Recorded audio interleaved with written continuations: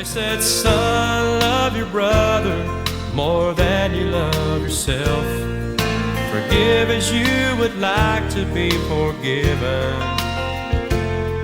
Make your life an example for everyone. Good morning, Raleigh Road. It's a great day to do a Sunday school lesson. I'm feeling a bit better, a bit stronger. Not quite myself yet. Today's lesson is on compassionate. Jesus expects his followers to show compassion and mercy to others. Now, quite frankly, I have to think back to my heritage and my upbringing. I grew up in the South in the 60s and 70s. I have seen in Oxford, North Carolina, I have seen race riots. I've seen people who have done things simply because of the color of people's skin. Well, today, it may not be the color of the skin. It may be socioeconomic strata. It may be political party. It may be some form of ideology. But it's easy for us as humans to put ourselves above people, to rank ourselves above people. You know, in the last few weeks, I have been blessed. But as I've studied this lesson, I've looked at the fact that Jesus, he operates so differently than the way that we operate. Now, he loved all people. He loves all people. He doesn't love their sin, but he always saw that no matter who the person was, they were worthy of his attention and his help. And he got criticized for a lot of it. Now, he confronted his critics.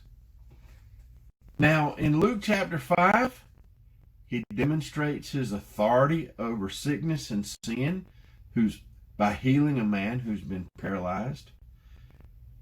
Now, these themes of authority and discipleship, they go from chapter 5 to chapter 6. Now, he and his followers were walking through a field and there was grain on the Sabbath. Now, he allowed his followers to pick some grain to eat. Now, he was called in front of the spiritual leaders because this was against their interpretation of the Mosaic law of no work on the Sabbath. So he brings forth his role as the Lord of the Sabbath. Now, later in chapter 6, he infuriates the establishment again by healing a man on the Sabbath. So in this case, the question was whether it was acceptable to show compassion and to do good on the Sabbath. So the leaders were extremely blind to the expectations of what God wanted when he set forth the Sabbath. God wanted us to have joy. Now, Luke chapter 6 also gives us a summary of the Beatitudes. Now, the long version is in Matthew 5 through 7. So, in this block of teaching, Jesus goes into a deeper discussion of compassion. He goes into a deeper discussion of God's expectations for our relationships with others. Now, Jesus was calling his followers to connect with people on a whole different level, a whole different plane than had ever been called on before. It's a level of love, a level of respect. Now, in this, Jesus calls us as believers to demonstrate this love and mercy to all people. Now, this includes those who can't defend themselves. It includes those who may have a different skin color than ours, a different socioeconomic strata than ours. Jesus calls us to be compassionate to everybody. So let's get into the scripture this morning. Our first scripture is Luke chapter 6, verses 27 through 31. But I say to you who listen, love your enemies. Do what is good to those who hate you. Bless those who curse you. Pray for those who mistreat you. If anyone hits you on the cheek, offer the other also. And if anyone takes away your coat, don't hold back your shirt either. Give to everyone who asks you, and from someone who takes your things, don't ask for them back. Just as you want others to do for you, do the same for them. Whoa, wait a minute. Love my enemies? Do what is good to those who hate me? Oh man, is that not something radical? I mean, think about right now. If these two scriptures, but I say to you who listen, love your enemies, do good to those who hate you, bless those who curse you, pray for those who mistreat you. If those two verses would permeate our political system. Now, you know I don't like talking politics. But just think about that. Bless those who curse you. You know how hard it is sometimes in life when somebody you just don't like. And you don't know why you don't like them. Maybe they've done something against you in the past. Or maybe you just can't figure it out. Pray for them. Pray for those who mistreat you. Now, I'm an old school Southern guy. This next scripture says, if anyone hits you on the cheek, offer the other also. I'm going to be honest with you. I might show my other cheek, but my fists are going to be balled up. This is teaching, radical teaching. If anyone takes away your coat, don't hold back your shirt. Oh my goodness. This is such a radical change in how we would be as Christians if we would take this week's scripture and be compassionate. Now, it doesn't mean to allow people to walk all over us. Give to everyone who asks you, and from someone who takes things, don't ask for them back. But the key is, just as you want others to do for you, do the same for them. If we as Christians were to start following and have this extravagant generosity, we realize that as Christians, everything we own belongs to God. Everything we own belongs to God. Now, you can see on the wall behind me 3 of my most prized possessions. They're not mine. They're God's. You know, the talent that I have is God's. The shirt I have on, even those little pound puppies back on the bed, they are in my possession, but they belong to God. We have this great responsibility to stand in the gap and to defend those who cannot defend themselves. Now, it's a wonderful thing when we get into this scripture. Compassion. Compassion. Our next scripture with a pure heart. Luke chapter 6, verses 32 through 36. If you love those who love you, what credit is that to you? Even sinners love those who love them. If you do what is good to those who are good to you, what credit is that to you? Even sinners do that. And if you lend to those from whom you expect to receive, what credit is that to you? Even sinners lend to sinners to be repaid in full. But love your enemies. Do what is good and lend, expecting nothing in return. Then your reward will be great, and you will be children of the Most High. For he is gracious to the ungrateful and evil. But be merciful, just as your Father also is merciful. Wow. You know, as I read these scriptures, I really just want to throw the book down and say I can't do it. I really want to say I can't do it.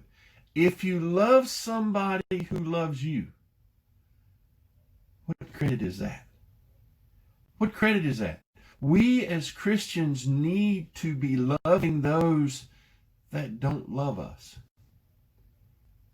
The world is diametrically opposed to the church, and we need to love them. If you do what is good to those who are good to you, what credit is it to you? If we're acting like sinners, what good is it? What good is it if we continue to just act like the world? But we as Christians, we need to be faithful, kind, and just, and love the world. Now, the other day, Susan and I were driving down East Andrews Avenue, and I just happened to notice that the water pipe, has been painted white. And I thought to myself how wonderful it would be for that area of Henderson to be just totally renewed and refreshed, and the houses to be rebuilt and revamped. But as I studied this lesson, would it not be more if the people that live there, if we as a church could find a way to reach out to them and show them how much we love them? You know, a few years back, I had opportunity to loan somebody just a couple of dollars.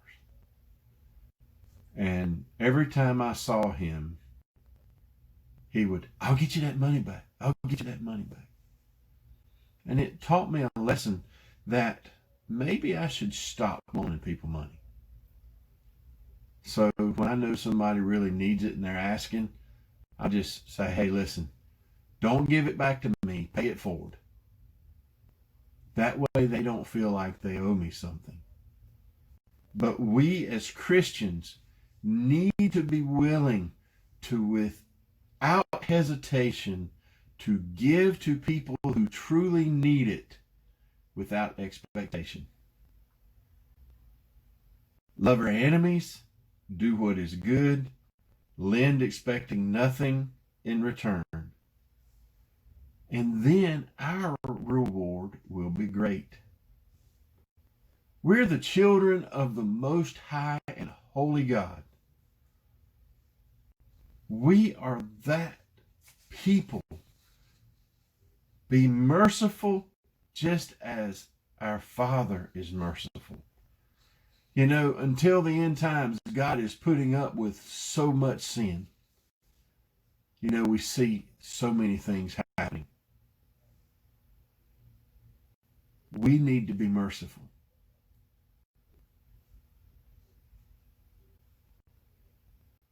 Our last scripture, and with mercy.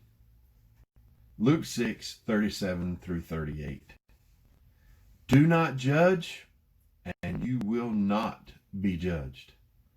Do not condemn, and you will not be condemned. Forgive, and you will be forgiven. Give, and it will be given to you. A good measure, pressed down, shaken together, and running over will be poured into your lap. For with the measure you use, it will be measured back to you. Oh my gracious. I get blessed when I read the scriptures. I'm sorry. Just don't judge and you won't be judged. Do not condemn and you will not be condemned. Forgive and you'll be forgiven. Over and over again, it is stating that as you do, it will be done to you. But then we get to the final scripture, the final verse. Give and it will be given to you a good measure. Now, I can use this as an example. God does not give us a bag of potato chips. Ever open up a bag of potato chips and it's nothing but air and there's just sand on the outside that says some settling may occur during shipment? It's nothing but air. God takes that measure, presses it down, and pours it in your lap as tight as he can get it. If you give to God or give to God's people, God will give back to you a good measure, running over so much more. And I tend to use this thought about love. If we will give love to the world, God will in turn give that love back to us. And how much I have seen over the last little bit, how much love Susan and I have gotten in return as we have suffered through COVID. It will be measured back to you with that same measure that you use. It's a great thing. It's a wonderful thing. So let's get into application of these verses today. First point, believers are to treat all people with dignity and respect. Dignity and respect. Now in the quarterly, it says including the unborn. Everybody. Dignity and respect. Believers are to love all people with pure intentions. In other words, we're to love people without expectation of getting anything back. The third point, believers are to exhibit God's character in this world. This past week, a friend of mine on Facebook and I just had a little message conversation. And he was talking about how through the course of everything that he'd gotten into the habit of name calling. Well, quite frankly, I've kind of been there a little bit myself. You can't do that. We as Christians are to exhibit God's character. And the way we learn God's character is through Scripture. So that's the end of our Sunday school lesson this morning. We have to be an example to the world of who God is, because we are the only Bible some people will ever read. Love you guys. Hope you enjoy the video this morning. Until we meet again, have a great day.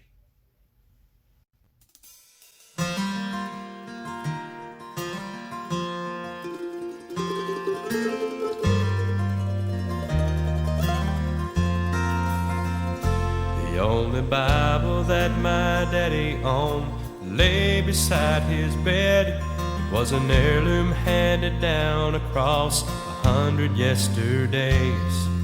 I never heard him read it much, but I knew it had been read For the pages of the life he lived said more than words could say. They said, son, love your brother more than you love yourself. Forgive as you would like to be forgiven. Make your life an example for everyone to see, 'cause you might be the only Bible another man ever reads.